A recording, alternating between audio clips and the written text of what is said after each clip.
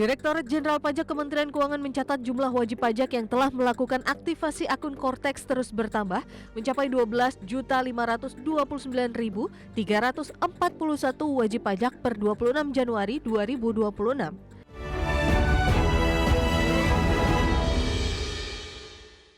Direktorat Jenderal Pajak Kementerian Keuangan mencatat jumlah wajib pajak yang telah melakukan aktivasi akun Kortex terus bertambah mencapai 12,5 juta wajib pajak per 26 Januari 2026. Dari jumlah tersebut aktivasi didominasi oleh wajib pajak orang pribadi sebanyak 11,5 juta wajib pajak.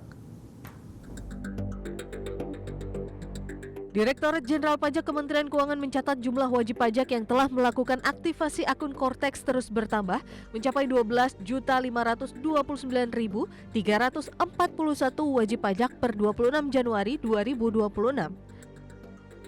Dari jumlah tersebut, aktivasi didominasi oleh wajib pajak orang pribadi sebanyak 11.588.025 wajib pajak, disusul wajib pajak badan sebanyak 851.949, serta 89.144 instansi pemerintah dan 223 wajib pajak perdagangan melalui sistem elektronik atau PMSE yang telah mengaktifkan akun Kortex DJP. Direktorat Jenderal Pajak terus mendorong wajib pajak yang belum mengaktifkan akun Kortex-nya untuk segera melakukan aktivasi.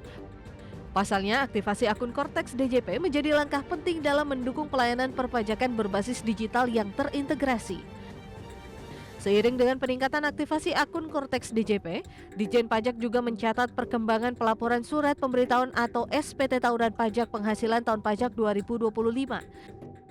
Hingga periode yang sama, jumlah SPT tahunan PPh yang telah dilaporkan mencapai 631.659 SPT. Yang didominasi oleh wajib pajak orang pribadi karyawan sebanyak 532.668 SPT, diikuti orang pribadi non-karyawan sebanyak 70.088 SPT, sementara itu pelaporan dari wajib pajak badan tercatat 28.737 SPT dengan pembukuan rupiah dan 47 SPT dengan pembukuan dolar Amerika Serikat.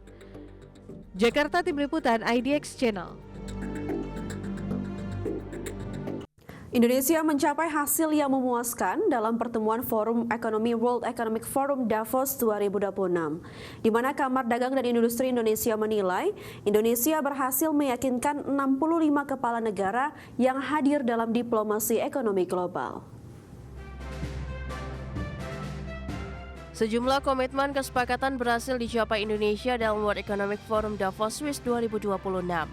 Forum ekonomi dunia yang dihadiri 65 kepala negara dan 1.000 pengusaha top dunia mendukung Indonesia dalam diplomasi ekonomi global. Ketua Umum Kadin Indonesia Nindya Bakri menilai diplomasi ekonomi global yang dibalut dalam konsep Prabowonomik mendapat apresiasi komunitas dunia dari kalangan pengusaha, pemerintahan serta akademisi. Hal ini membuat perekonomian Indonesia semakin diperhitungkan di kancah internasional. Sementara itu, diplomasi ekonomi global yang sesuai dengan konsep Indonesia Incorporated antara pemerintah dan dunia usaha sebagai bagian dari penguatan kerjasama strategis yang dapat mendorong transformasi ekonomi nasional. Kedepan, Kadin berharap Indonesia tidak hanya menjadi pasar, tetapi tampil sebagai pemain aktif dan mitra strategis dalam industri masa depan untuk memperkuat daya saing, ketahanan ekonomi, serta posisi Indonesia di kancah perekonomian global. Dari Jakarta, Tim Liputan IDX Channel. Pemirsa, Menteri Luar Negeri Sugiono menegaskan sikap Indonesia yang tetap berpegang pada prinsip non-blok dalam menyikapi dinamika geopolitik global, termasuk rencana Amerika Serikat yang ingin mengakuisisi Greenland dari Denmark. Sugiono menyampaikan Indonesia secara konsisten mengedepankan prinsip perdamaian dan stabilitas global. Menurutnya kedua hal tersebut merupakan prasyarat utama bagi terciptanya kemakmuran dunia dan kesejahteraan masyarakat internasional. Sejalan dengan pernyataan Presiden Prabowo Subianto, Menlu Sugiono menegaskan tanpa stabilitas dan perdamaian, sulit bagi dunia untuk mencapai kondisi yang makmur dan berkeadilan. Oleh karena itu, Indonesia akan terus mendorong terciptanya perdamaian serta stabilitas internasional melalui diplomasi dan kerjasama global. Intinya kita ada dalam posisi non-aligned.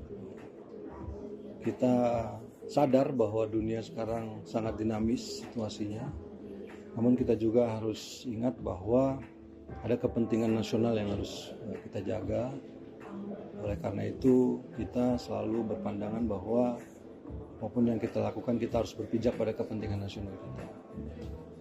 Kita mengharapkan perdamaian, kita mengharapkan stabilitas. Pemerintahan menargetkan setoran dari pungutan pajak konsumsi sebesar 995,2 triliun rupiah di tahun 2026. Ya, target tersebut pemirsa naik 8,4% dari yang ditargetkan pada Undang-Undang APBN 2025 yang mencapai 900,79 triliun rupiah.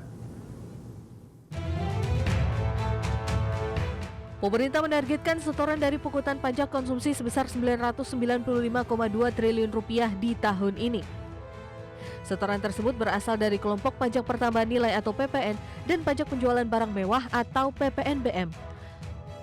Berdasarkan lampiran 1 Peraturan Presiden Nomor 118 Tahun 2025 tentang rincian APBN tahun anggaran 2026, meliputi PPN dalam negeri sebesar 615,1 triliun, PPN impor 352,2 triliun, PPN BM dalam negeri 8,4 triliun, PPN BM impor 6,8 triliun, serta pendapatan PPN BM lainnya sebesar 12,6 triliun rupiah.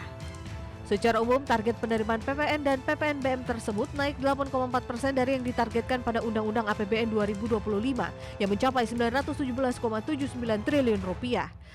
Target penerimaan PPN dan PPNBM pada tahun lalu tersebut turut berdasarkan asumsi kenaikan tarif PPN sebesar 12% yang seharusnya berlaku awal 2025.